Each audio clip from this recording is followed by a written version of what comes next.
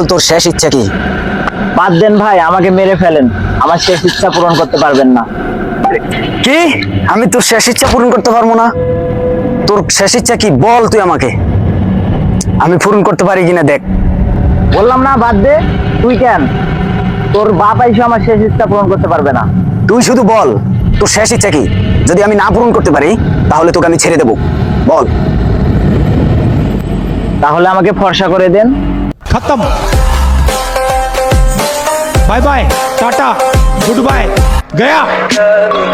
যা, তোকে জীবন ভিক্ষা দিলাম।